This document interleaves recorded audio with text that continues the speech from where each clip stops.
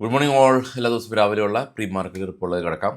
ഇന്നലെ നമ്മുടെ മാർക്കറ്റ് 26,000 മുകളിൽ സസ്റ്റെയിൻ ചെയ്ത് നിന്നെങ്കിൽ കൂടിയും അവസാന അവറിൽ സിവിയർ സെൽ ഓഫ് കണ്ടു. 26,000 താഴെ തുടർച്ചയായിട്ട് 2 ദിവസം ക്ലോസ് നടത്തിയ ഒരു കാഴ്ചയാണ് കണ്ടത്. പക്ഷേ യു എസ് മാർക്കറ്റ് കഴിഞ്ഞ 3 ദിവസം കൊണ്ട് 1600 പോയിൻറ്റിൻ്റെ റിക്കവറി രേഖപ്പെടുത്തി.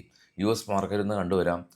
ഏറ്റവും താഴെ കാണാം നാസ്ഡാക്ക് പോസിറ്റീവായിരുന്നു. അതിന് മുകളിൽ 600 പോയിൻ്റ് റാലി രേഖപ്പെടുത്തി 1.43. അപ്പോൾ യു എസ് മാർക്കറ്റിൽ ആ ഒരു സെൽ ഓഫിൻ്റെ 50% റിക്കവറി രേഖപ്പെടുത്തി.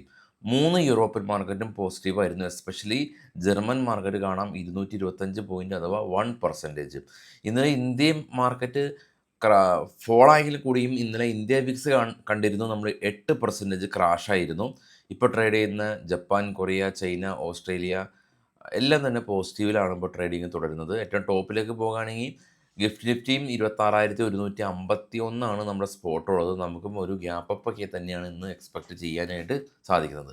കൂടാതെ തന്നെ യു എസ് മാർക്കറ്റിൽ ലിസ്റ്റ് ചെയ്ത യു എസ് കമ്പനികളെല്ലാം തന്നെ കാണാൻ ഏറ്റവും ടോപ്പിൽ അസഞ്ചർ ഇന്ന് പോസിറ്റീവിൽ ക്ലോസ് ചെയ്തു. എന്നാൽ എൻവിഡിയ 2.5% ഫോൾ രേഖപ്പെടുത്തി.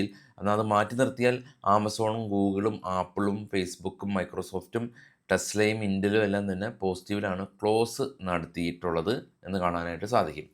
അപ്പോൾ ഇനി നമുക്ക് നമ്മുടെ മാർക്കറ്റിലേക്ക് വരാം. നേരത്തെ കണ്ട പോലെ തന്നെ നിഫ്റ്റി ഒരു പോസിറ്റീവ് ഇൻഡിക്കേഷനാണ് ഉള്ളത്.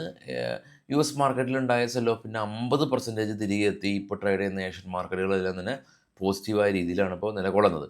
നമുക്ക് പുതിയ സീരീസ് തുടങ്ങിയിട്ടുണ്ട്. എന്നാലും മന്ത്ലി എക്സ്പയറി സെൻസെക്സിൻ്റെ ഉള്ളത് ഇപ്പോൾ നാളെയാണ്.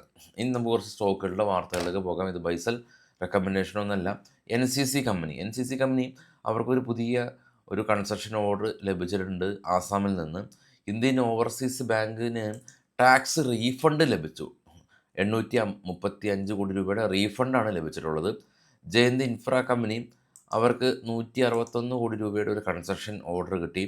യുണിമെക്ക് കമ്പനി അവർ 6 കോടി രൂപ മുടക്കി ദയ എഞ്ചിനീയറിംഗ് ടെക്നോളജിയുടെ 30% സ്റ്റേക്കും അക്യൂർ ചെയ്തു.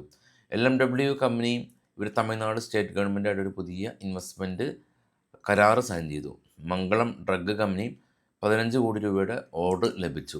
ഇന്ദ്രപ്രസ്ഥ ഗ്യാസ് കമ്പനി ഇവർ സീഡായിട്ട് ഒരു പുതിയ ബയോഫ്യൂവൽ പ്രൊജക്റ്റ് സൈൻ ചെയ്തിട്ടുണ്ട്.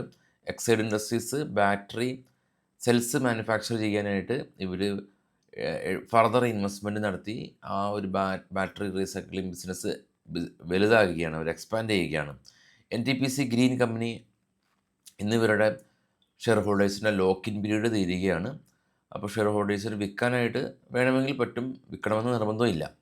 HDFC AMC company bonus issue ചെയ്യുന്ന റെക്കോർഡ് ഡേറ്റ് ആണ് ഇന്നുള്ളത്. അപ്പോൾ അവർ ബോണസ് ഇഷ്യൂ ചെയ്യുകയാണ്.